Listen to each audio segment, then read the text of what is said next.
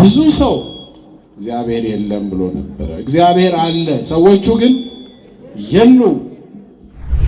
በሕይወታችን በጉዟችን እዚህ የደረስነው እንቅፋት ስላልመታን አይደለም፣ እንዳንወድቅ እግዚአብሔር ስለደገፈን ነው። የመርዝ ብልቃጥ ስላልተበጠበጠ አይደለም፣ እግዚአብሔር መርዙን ስላከሸፈው ነው። ስላልተተኮሰ ፍላጻ ስላልተወረወረ አይደለም፣ እግዚአብሔር ስለጠበቀን ነው።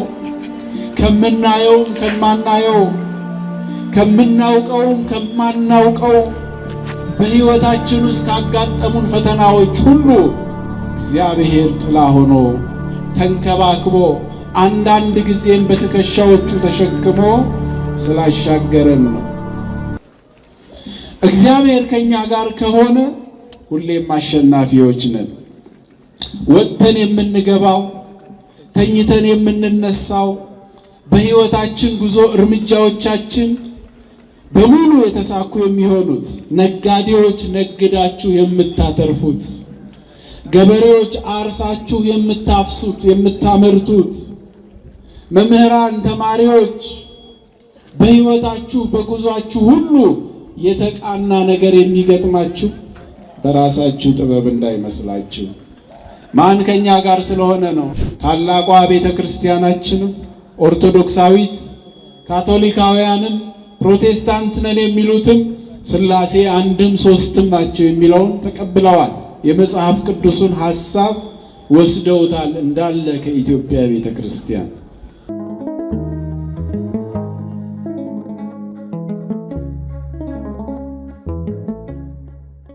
እንኳን አደረሳችሁ።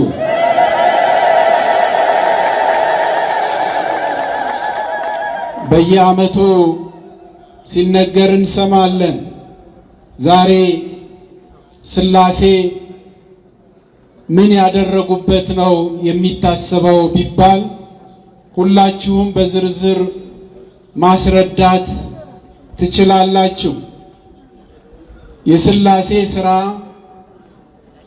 የሥላሴ ተግባር በዚህ ቀን ተጀምሮ በዚህ ቀን ይቋረጣል የሚባል ሳይሆን ዘለዓለም ሥላሴ በሰማይና በምድር ተአምራትና ድንቅ ሥራን እየሰሩ ይኖራሉ። ስለ ሥላሴ ሲነገር ሥላሴ ከሕግ በላይ፣ ሥላሴ ሰዎች ካስቀመጡት በሰማይም በምድርም ከተሰራው ሕግና ሥርዓት በላይ ናቸው። ሥላሴ ስንት ናቸው ስንባል ስንት ነው የምንለው? አንድም ሦስትም ናቸው። ረቂቅ ምስጢር እኮ ነው። እንዴት አንድ ሦስት ይሆናል? እንዴትስ ሦስት አንድ ይሆናል? ሦስት ሦስት ነው፣ አንድ አንድ ነው። በሥላሴ ባህሪ ግን ሥላሴ አንድ ሲሆኑ ሦስት፣ እንዘ አሃዱ ሰለስቱ ወእንዘ ሰለስቱ አሃዱ። በስም በአካል በግብር ሦስት እያል በመለኮት በአገዛዝ በስልጣን ይህንን ዓለም ጠቅልሎ በመግዛት በመፍጠር አንድ እያልን አንድነታቸውን በሦስትነታቸው እያሰብን ሥላሴ አንድም ሦስትም ናቸው። ስማቸው ሲባል አብ ወልድ መንፈስ ቅዱስ፣ አብ አባት፣ ወልድ ልጅ፣ መንፈስ ቅዱስ ሰራጺ። አብ አባት ቅድመ ዓለም ወልድን የወለደ ኢየሱስ ክርስቶስ ሁለት ልደት ነው ያለው። ነአምን ክልኤተ ልደታተ ሳዊሮስና ባስሌዮስ በሃይማኖተ አበው እንደተናገሩት ቅድመ ዓለም ያለ እናት ከአብ ድህረ ዓለም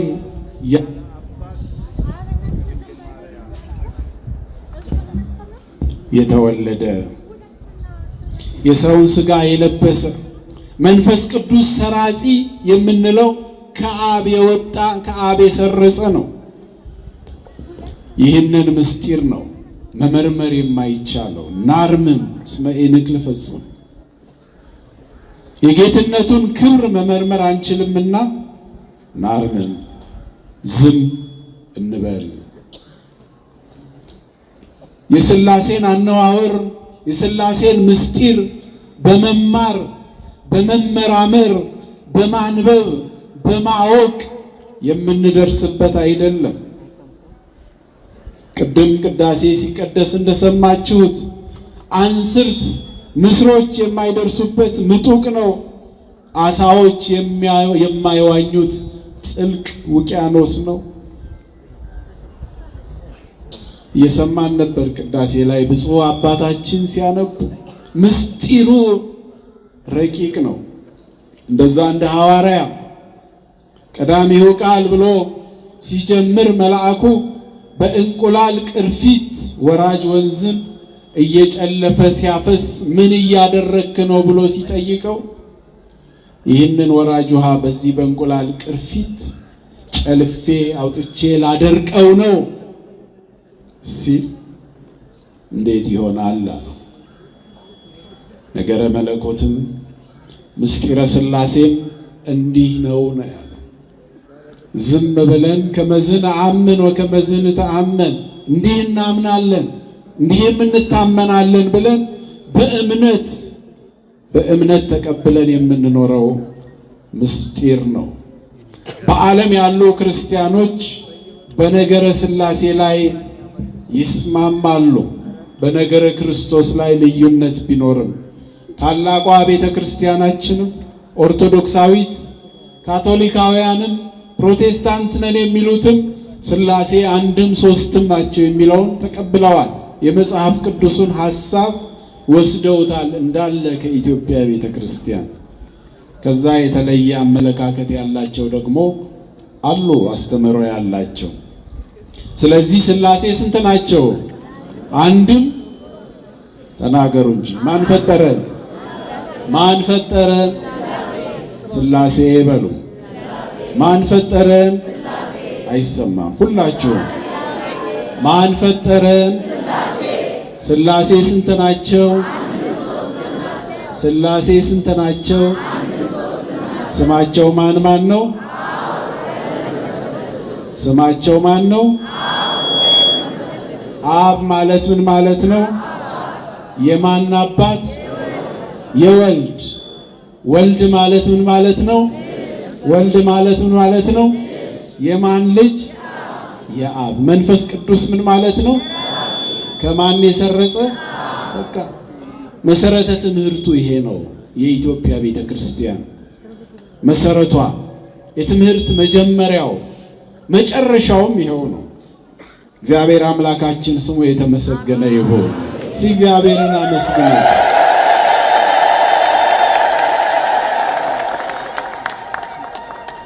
ታሪኩ እንዲህ ነው። ቅድመ ልደተ ክርስቶስ ከ2365 ዓመታት በፊት ናምሩድ የተባለ ሰው ነበረ። ናምሩድ የሚኖረው ሰናኦር በሚባል መንደር ነው። ሰናኦር የዛሬዋ ኢራቅ ናት። ናምሩድ የተገነባው ዛሬ ባግዳድ እየተባለች በምትጠራው የኢራቅ መዲና ላይ ነው። ናምሩድ የኖህ ልጅ ካም፣ የካም ልጅ ኩሽ፣ ከኩሽ ነገድ የተገኘ ጦረኛ ሰው ነው። እግዚአብሔርን የማይፈራ ነው። ተዋጊ ነው። ገዳይ ነው። አምላክ የለውም። ጣዖታትን ያመልካል። በእጁ የጠረበውን በእጆቹ ያለዘበውን አምላክ እያለ የሚያመልክ እግዚአብሔርን ከማመን ፈቀቅ ያለ ክቡደ መዝራይት የሆነ በሰው ዘንድ የሚወደድ ሳይሆን የሚፈራ ሰው ነበረ ናምሩድ። ሕዝቡን ሰበሰበ። በአካባቢው ያሉትን የሴምንም የኩሽንም ነገድ ወጣቶች እየማረከ በዚያ በሰናኦር ሜዳ ላይ ሰበሰባቸው። በሰማይ ላይ የሚኖር እግዚአብሔር የሚባል አምላክ አለ። ጡብና ብጅና ትልቅ ሕንፃ ሰርተን እግዚአብሔርን እንዋጋ፣ ሕንፃው ደግሞ ለስማችን ማስጠሪያ ይሆናል ብሎ ጀመረ። እየሰማችሁ ነው? ይቻላል እንዴ? እግዚአብሔርን መዋጋት ይቻላል? እግዚአብሔር ጋር የጡብ ቤት ሰርቶ መድረስ ይቻላል? አረ ተናገሩ። ወይም ይቻል ከሆነ ይቻላል በሉ። እግዚአብሔርን ማግኘት በምርምር መድረስ ሕንፃ ሰርቶ መንካት ይቻላል? አይቻልም። እናድርገው አለ። ግማሹ ጭቃ ያቦካል፣ ግማሹ ጡብ ይሰራል፣ ግማሹ ጡቡን በእሳት ይለበልባል፣ ሌላው ይገነባል። ከፍ እያለ ሄደ። ሕንፃው እያደገ ሄደ። ሕንፃው እየረዘመ በሄደ ቁጥር እነሱም የልብ ልብ እየተሰማቸው ደረስንበት እያሉ ይወጡ ነበር። ፍላጻ ወደ ሰማይ እየወረወሩ ደም የነካው እየመሰላቸው እግዚአብሔርን ያገኙ የተዋጉ እየመሰላቸው በእግዚአብሔር ላይ ይገዳደሩ ነበረ። በእግዚአብሔር ላይ የሚገዳደሩ ብዙ ሰዎች አሉ። ነገር ግን ይጠፋል። እግዚአብሔር ቋንቋቸውን ደበላለቀው። ኖ ንረድ ወንክአው ነገሮሙ ለከለዳውያን። ከለዳውያን ነው የሚባሉት። ኖ እንውረድና የከለዳውያንን ቋንቋ እንደበላልቀው አሉ። በእግዚአብሔር ባህሪ፣ በሥላሴ ባህሪ መውጣትና መውረድ ያለ ሆኖ አይደለም።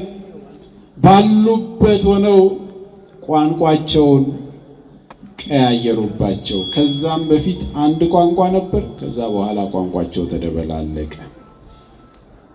እግዚአብሔርን ሳይዙ የጀመሩት መንገድ የትም አያደርስም። እግዚአብሔር ከነሱ ጋር ስላልነበረ ተበታተኑ። አካሄዳቸው ልክ ስላልነበረ በትዕቢት ያለ ፍርሃት እግዚአብሔርን ለመጋፋት የተደረገ ጉዞ ነበረ። መጨረሻ ላይ ተበተኑ። በቅርብ ጊዜ ትልልቆቹ ታስታውሳላችሁ፣ እግዚአብሔር የለም የሚሉ ሶሻሊስቶች ተፈጥረው ነበረ። የነ ማርክስ ፍልስፍና ብዙ ሰው እግዚአብሔር የለም ብሎ ነበረ። እግዚአብሔር አለ፣ ሰዎቹ ግን የሉ። እምቅድመ ዓለም ወእስከ ለዓለም ሀሎ እግዚአብሔር በመንግስቱ። እግዚአብሔር ከዓለም በፊት እስከ ዘላለም በመንግስቱ ነበረ። ሰማያት ሳይዘረጉ የየብስም ፊት ሳይታይ ሐመልማላትም ሳይበቅሉ እግዚአብሔር በመንግስቱ ነበረ። ከዚህ በኋላም ይኖራል። እግዚአብሔር እስከ የለውም። ዘከሃ ዘዘየ አልፋ ኦሜጋ፣ የመጀመሪያም የመጨረሻም እሱ ኤልሻዳይ፣ ያለ የነበረ የሚኖር በዘመናት የማይሸመግል የማይደክም ብቸኛ አምላክ እግዚአብሔር ነው። የለም ያሉትም አለ ብለው የተቀበሉትም ሁሉም ወደ እርሱ ሄደዋል። ሁላችንም በዚሁ መንገድ እንሄዳለን። ትናንትና ዛሬና ነገ አለን። እግዚአብሔር ግን ለዘላለም የሚኖር ነው። ዘመናትን እያፈራረቀ ብቻውን የሚገዛ አምላክ ነው። ስሙ የተመሰገነ ይሁን። እግዚአብሔር ከእነርሱ ጋር አብሮ እንዲሄድ አልፈቀዱምና ወደቁ። አንድ ሰው እግዚአብሔርን የሚፈራ ሰው ነበረ። ይሄ ሰው በሕይወቱ ውስጥ መከራ፣ ችግር፣ ስቃይ፣ ፈተና ተፈራርቆበት ይኖራል። ሰውየው በአንድ ወቅት በመንገዱ ሁሉ እግዚአብሔር ይከተለው ነበረ። እርሱም እግዚአብሔር ከኔ ጋር ነው ብሎ ስለሚያምን በመንገዱ ሁሉ እግዚአብሔርን ስለሚያስቀድም እግዚአብሔር ከእርሱ ጋር ሆኖ አብሮት ይጓዛል። እየሰማችሁ ነው? በሕይወቱ ሲጓዝ ዞር ሲል ዱካ ወይንም ዳና የእግር ፈለግ ያገኛል። አንዱ የእግር ፈለግ የኔ ነው፣ ሁለተኛው የእግዚአብሔር ነው ይላል። እውነትም ሲዞር የእሱንና የእግዚአብሔርን ዳና ነው የሚያገኘው። ማንም ሰው አልነበረም።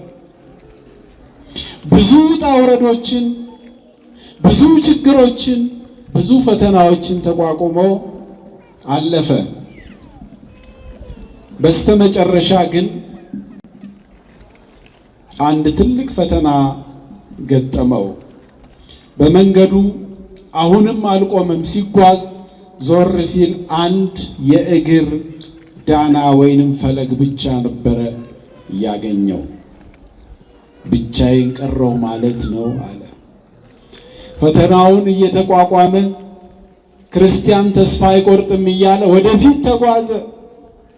አንድ ቀን በምድረ በዳ ሆኖ ሲጸልይ እግዚአብሔር አነጋገረው። ልጄ አይዞህ በርታ አለው። እግዚአብሔር ሆይ ትተኸኛል፣ እኔስ መከራውን አለፍኩት፣ አንተ ግን ተውከኝ አለው።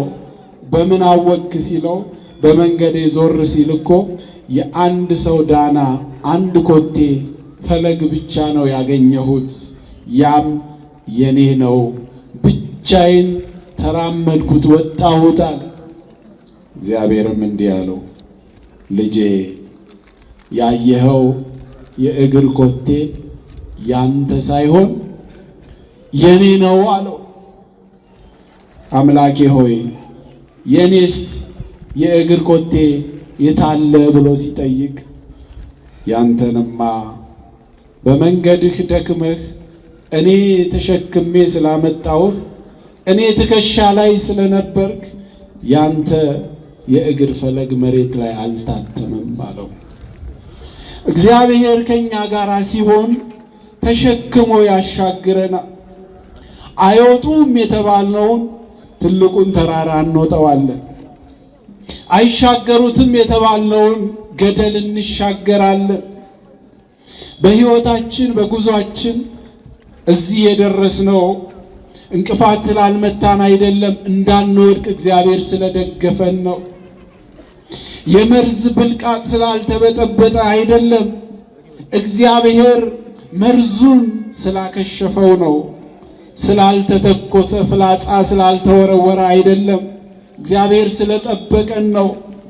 ከምናየውም ከማናየው፣ ከምናውቀውም ከማናውቀው በሕይወታችን ውስጥ ካጋጠሙን ፈተናዎች ሁሉ እግዚአብሔር ጥላ ሆኖ ተንከባክቦ አንዳንድ ጊዜም በትከሻዎቹ ተሸክሞ ስላሻገረን ነው። እግዚአብሔር ከኛ ጋር ከሆነ ሁሌም አሸናፊዎች ነን።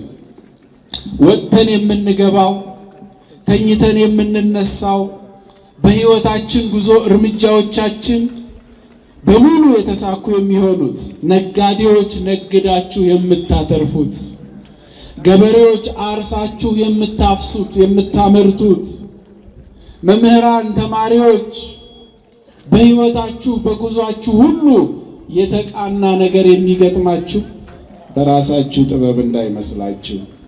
ማን ከኛ ጋር ስለሆነ ነው? እግዚአብሔር። እግዚአብሔር ከኛ ጋር ባይሆን ኖሮ ነው ያለው። አዎ እግዚአብሔር ከኛ ጋር ባይሆን ነቢዩ ዳዊት ጠላት ምንኛ በናቀ፣ ለጥርሳቸው ንክሻ ያላደረገን እግዚአብሔር ስለታደገን ነው። ከመኪና አደጋው፣ ከእሳት ቃጠሎ፣ ከመዓቱ፣ ከመብረቁ፣ ከሚመጣው ነገር፣ ከፈተናው፣ ከሁሉ ነገር የታደገን የጠበቀን፣ ጤነኞች ያደረገን፣ በዝናብ አብቅሎ በፀሐይ አብስሎ የሚመግበን እግዚአብሔር እርሱ ብቻ ነው። ስሙ የተመሰገነ ይሁን።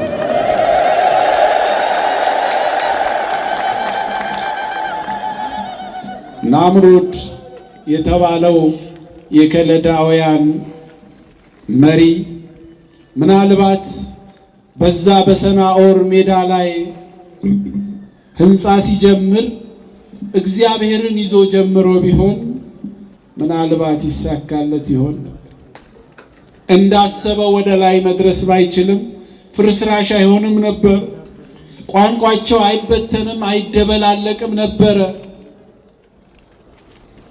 ነገሮች ሁሉ እግዚአብሔር ሲጋረፍ አለንጋ ያነሳም ያደርግህ የለም ወይ? ነገርህ እንዳይጥም ነገሮቻቸው እንዳይጥሙ ሆኑ። የጀመሩት እንዳያልቅ ሆነ። ብክንክን አለ። ነገር ተበላሸ። በየመጡበት ተበታተኑ። እግዚአብሔርን ስንይዝ የጀመርነው ያልቃል፣ ያሰብነው ይሳካል። የተተለመው የተጀመረው ሁሉ ፍጻሜውን ያገኛልና የፍጻሜ ባለቤት እግዚአብሔር ከሁላችን ጋር ይሁን። እግዚአብሔር ይባርካችሁ።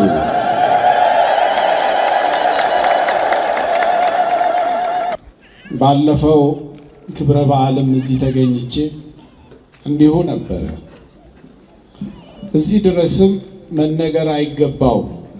ምናልባት እግዚአብሔር ለዚህ አገልግሎት ያዘጋጃችሁ እግዚአብሔር በገንዘብ ላይ የሾማችሁ ሰዎች ካላችሁ ቀረብ ብላችሁ ምን እናድርግ ምን እንታዘዝ በሉና ገንዘባችሁን ከእግዚአብሔር ገንዘብ ጋር ቀላቅሉ።